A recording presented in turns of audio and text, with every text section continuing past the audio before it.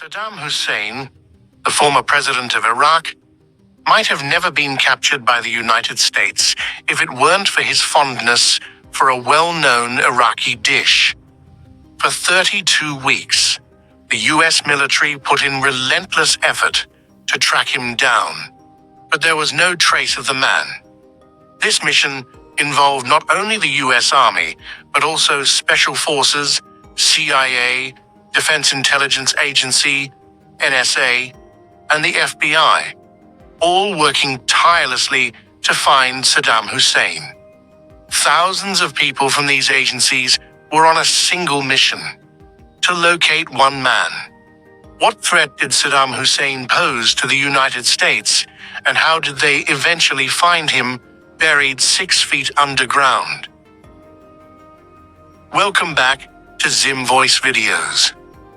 This story begins after the 9/11 attacks in the US, when Al-Qaeda targeted New York and Washington, D.C., resulting in widespread outrage. The world witnessed the fury of the American people. In response, President George W. Bush declared that anyone supporting terrorism would be targeted. Although Saddam Hussein was not directly involved in the 9/11 attacks, the US believed that he indirectly supported various terrorist groups. However, this was not enough to justify a direct attack on Iraq. What was confirmed, though, was that the US wanted to dismantle Saddam Hussein's regime, which had been in power for 24 years. So, to justify an attack, the US started claiming that Saddam Hussein was hiding weapons of mass destruction, WMDs, particularly nuclear weapons.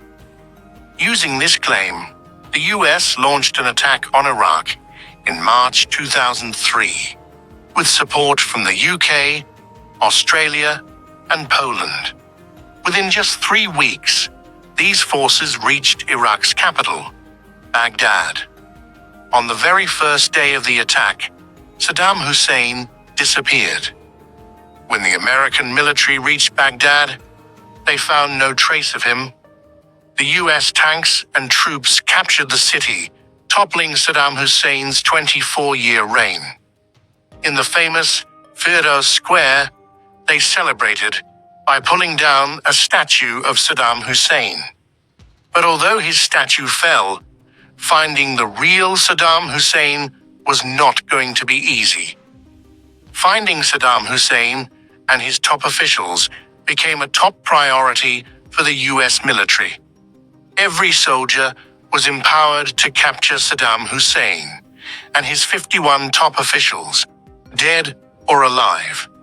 To help soldiers recognize these targets, a deck of playing cards was printed with images of Saddam Hussein and his officials.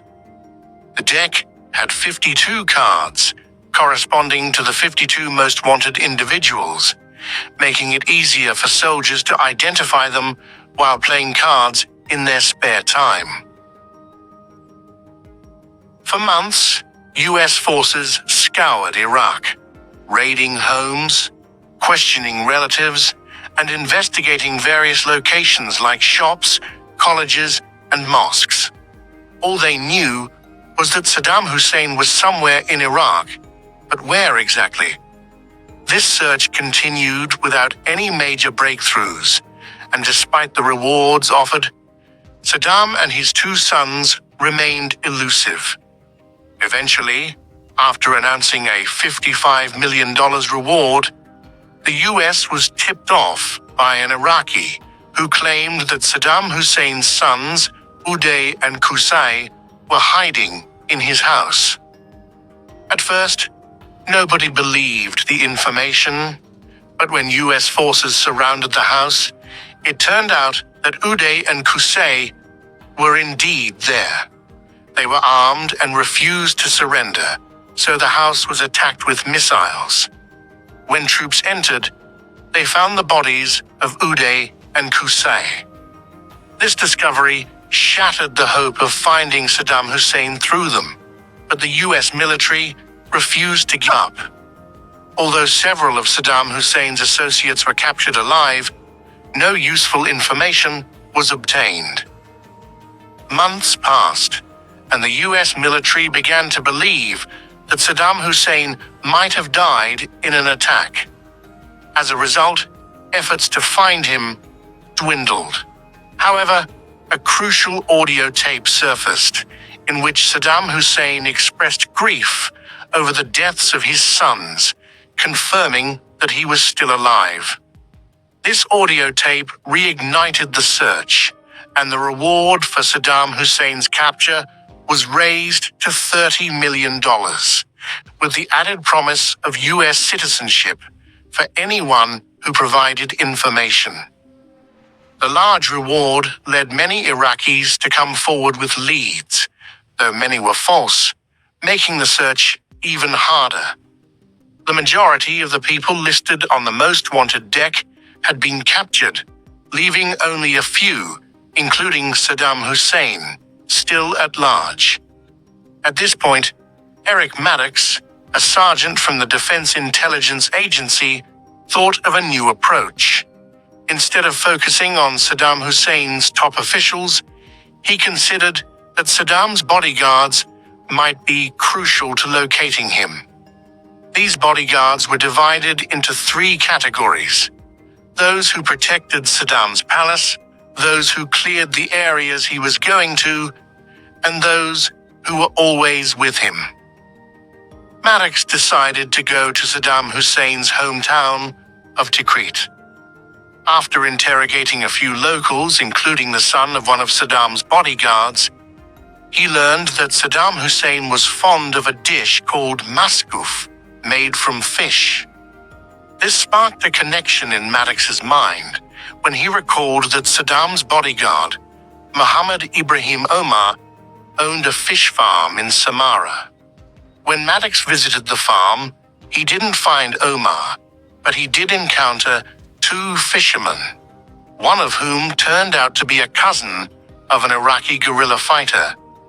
These fighters had waged a guerrilla war against the US military after Saddam Hussein's regime fell. The fisherman also mentioned an uncle who lived in Baghdad, which led Maddox to the conclusion that Ibrahim Omar might be hiding there. Maddox and his team surrounded the house and, much to their surprise, found Ibrahim Omar there. Omar, who had been a personal bodyguard to Saddam Hussein, was leading a guerrilla war against US forces. He was arrested, and through further interrogation, Omar revealed that Saddam Hussein was hiding in the town of Adwa. US troops began searching Adwa, and after examining several farmhouses along the Tigris River, found nothing. But Ibrahim Omar pointed to the ground, where a long rope was sticking out, leading into a hole. This hole, concealed by styrofoam, was eventually opened. As a soldier was about to throw a grenade inside, two hands emerged from the hole. A voice declared, "I am Saddam Hussein, the president of Iraq." The American military had finally captured Saddam Hussein after 32 weeks of relentless effort. Eric Maddox's breakthrough, which involved learning about Saddam's love for maskouf, had led to his discovery.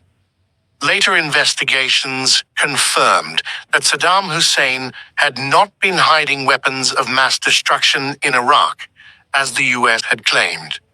President George W. Bush also acknowledged that no such weapons were found. We hope you enjoyed this video from Zim Voice, and we appreciate all your love and comments. Stay tuned for our next video.